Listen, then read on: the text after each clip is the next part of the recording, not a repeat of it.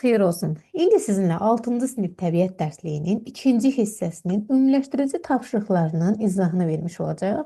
Amma dərsə keçid etməzdən əvvəl onu fikrinizə çatdırmaq istərdim ki, bu kimi mövzuların davamının gəlməyini istəyirsinizsə, kanala abunə olmağı və bəyənməyi unutmayın. Eyni zamanda fikir və təkliflərinizi də rəy bölməsinə yazaraq mənimlə bölüşə bilərsiniz. Elə isə keçək birinci suala. Birinci sualda uşaqlar deyir ki, elektrik cəryanı ilə əlaqədar hansı fikir yanlışdır? Yəni, yanlış olanı seçməliyik. Elektrik cəryanının vahidi amperdir. Bəli, doğrudur. Cəryanın vahidi amperdir, ölçü cihazı da ampermetrdir. Bu doğrudur. Elektrik cəryanı yüklü zərrəciklərin nizamlı hərəkətinin nəticəsidir. Doğrudur, doğru fikirdir. C variantı elektrik cəryanını ölçən voltmetr adlanır. Xeyr. Elektrik cəryanını ölçən cihaz voltmetr yox, ampermetr adlanır. Voltmetr isə gərginliyi ölçmək üçün istifadə olunur. Və D variantı elektrik cəryanı canlılar üçün təhlükə ola bilər. Bəli, doğrudur. Demək ki, C variantı yanlış cavabdır. Ona görə də seçdik. İkinci sual. Elektrik cəryanı ilə əlaqədar hansı fikir doğrudur? Bu dəfə isə doğru olanı seçməliyik uşaqlar. İkinci sualda deyir ki, bütün maddələr elektrik cəryanını keçirir. Xeyr, bütün maddələr elektrik cəryanını keçirmir. Çünki biz öyrənmişik axı, keçiriciləri var və dielektrikləri var. Buna görə bu yanlış fikirdir. Doğru olanı seçməliyik. Elektrik cəryanının vahidi voltdur. Xeyr, elektrik cəryanının vahidi amperdir. Volt deyil. Bu da yanlış fikirdir. C variantı. Naqillərdə elektrik cəryanı elektron adlı müsbət yüklü zərrəciklərin hərəkəti nəticəsində yaranır. Bəli, elektronların hərəkəti nəticəsində yaranır, amma müsbət yox. Elektronlar mənfi yüklüdür. Bura mənfi yazılmalı idi. Məhz bu baxımdan da C variantı səhvdir. Və D variantı elektronlar enerjini bateriyadan elektrik avadanlıqlarına ötürür. Bəli, bax bu doğru cavabdır. D variantı. İndi keçək üçüncü suala baxaq. Üçüncü sualda soruşur ki, aşağıdakı cədvəldə doğru olan bəndi seçin. Yəni, keçirici hansıdır, dielektrik hansıdır? Deməli, qızıl keçiricidir, bəli, özü də ən yaxşı keçiricilərdəndir. Taxta da dielektrikdir. Bax, bu doğrudur. Elə doğru cavab A variantıymış. Digərlərini də analiz etsək, polad bəli keçiricidir, amma mis də keçiricidir, dielektrik deyil. Şüşə xeyr, keçirici deyil, dielektrikdir, amma mis keçiricidir, bu dielektrikdir. Ümumiyyətlə bu səhvdir. Rezin dielektrikdir, keçirici deyil. Bax, burada səhvdir yeri, plastik bəli dielektrikdir, yeri doğru verilib.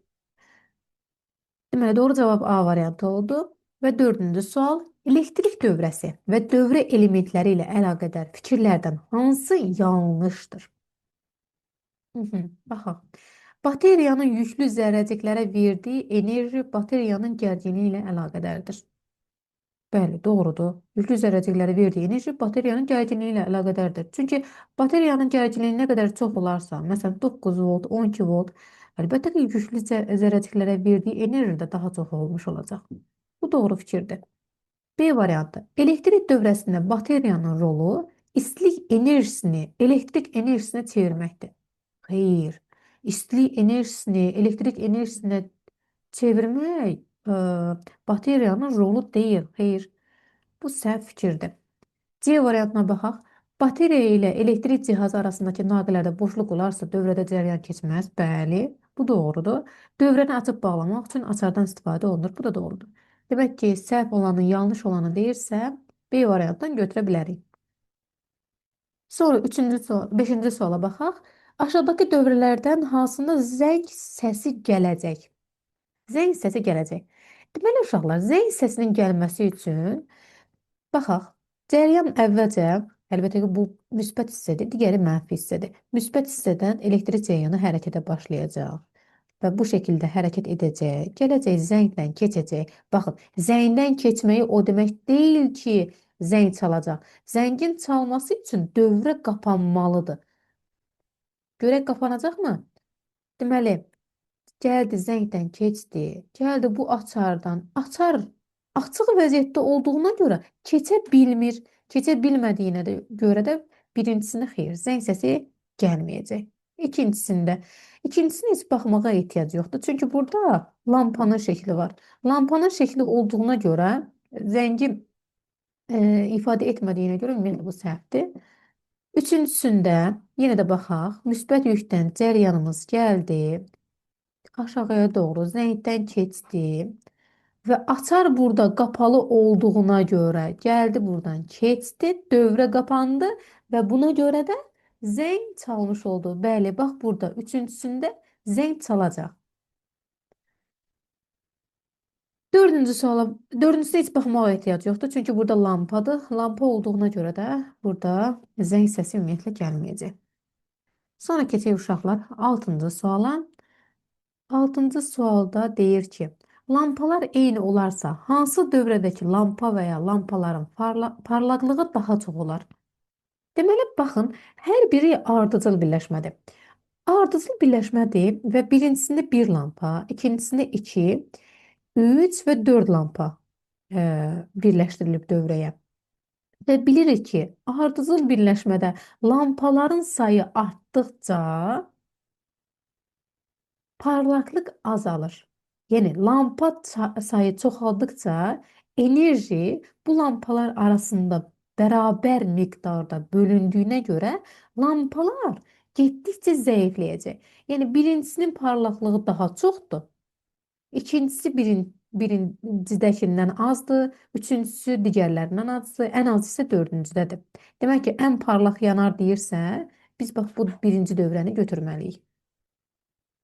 Sonra 7-ci suala baxaq. 7-ci sualda deyir ki, oyuncaq maşının hərəkətini, işıqlarını və siqnal səsini ayrı-ayrılıqda idarə etmək mümkündür. Aşağıdakı dövrələrdən hansı bu maşına aid ola bilər? Gəlin bir-bir analiz edək ki, görək hansı bu maşına aid ola bilər. Deməli, biz nə etməliyik? Oyuncaq maşının hərəkətini, işıqlarını və siqnal səsini ayrı-ayrılıqda idarə etməliyik. Tutaq ki, istəsək oyuncaq maşın hərəkət etsin, amma işıqların nə də ki, siqnal səsi gəlməsin. Və yaxud da ki, işıqları yansın, siqnal səsi və yaxud da ki, hərəkət etməsin. Baxaq. Deməli, birinci dövrəyə baxaq. Birinci dövrədə tutaq ki, biz buradan açarı qapadıq. Açarı qapadıqdan sonra müsbət hissədən elektronlar hərəkətə başlayacaq. Aşağıya doğru gələcək. Motordan keçəcək, lampadan keçəcək və zəngdən keçəcək. Və daha sonra dövrə burada qapanacaq. Və təsəvvür edin, biz burada, qoy bu hissəni silim, idarə etmək daha rahat olsun. Təsəvvür edin, biz burada açarı qapadığımız zaman hamısı birlikdə yanacaq. Həm motor, yəni elektrik maşını, oyuncaq hərəkət edəcək. Həm lampa birdən yanacaq, həm zəng, hər biri birdən yanacaq. Asdığımız zaman da yenə də hamısı birdən sönəcək. Ona görə də bu bizim şərtimizi ödəmir. Birincisini götürə bilmərik. İkincisinə baxaq. İkincisində tutaq ki, uşaqlar. Birinci açarı qapadım. Birinci açarı qapadığım zaman elektrik cəryanı bax buradan gəlir, aşağıya doğru keçir, motordan keçdi və dövrə qapandı. Motor işə düşdüyünə görə oyuncaq maşının hərəkət edəcək. Nə işıq yanmayacaq, nə də zəng çalmayacaq. Deməli, birinci hissəni ödədi. İndi tutaq ki, biz bu açarı qapamadıq, aşağıdakı açarı qapamaq istədik. Bax, bu açarı qapamaq istədik. Bu açarı qapadığımız zaman buradan cəryan gələcək. Lampadan, bax buradan keçə bilmir. Keçə bilməməyinin səbəbi odur ki, açar açıqdır. Yəni, oyuncaq maşını hərəkət edə bilməz. Deməli, açar hansında bağlıdır? Lampada. Gəldi buradan keçdi, dövrə qapandı və bunun nəticəsində diqqət edin, oyuncaq maşının yalnız işığı yandı. Nə zəng çaldı, nə də motor işə düşdü. Heç biri. İndi üçüncü hissəsinə baxaq. Üçüncü hissəsində də bu dəfə edək nəyi? Zəngin açarın bağlayaq. Zəngin açarın bağladığımız zaman, bax buradan cərəyan gəlir. Bu tərəfə keçə bilməz. Səbəb odur ki, motorun açarı açıqdır. Aşağıya düşdü. Yenə də bu tərəfə gedə bilməz. Çünki lampanın açarı açıqdır. Yəni qırıq var da burada. Açıq olduğuna görə keçə bilməz. Cərəyan oradan ötürülə bilməz. Aşağıya keçdi, gəldi zəngdən keçdi. Dövrə bax burada açar bağlı olduğuna görə yuxarıya doğru qalxdı Gəldi və dövrə qapandı. Bunun nəticəsində də zəng çaldı. Diqqət edin uşaqlar. Biz burada açarı açıb bağladığımız zaman ə, həm motoru, həm işığı, həm də zəngi ayrı-ayrılıqda idarə edə bildik. İstəsəydik, hamısını silim indi.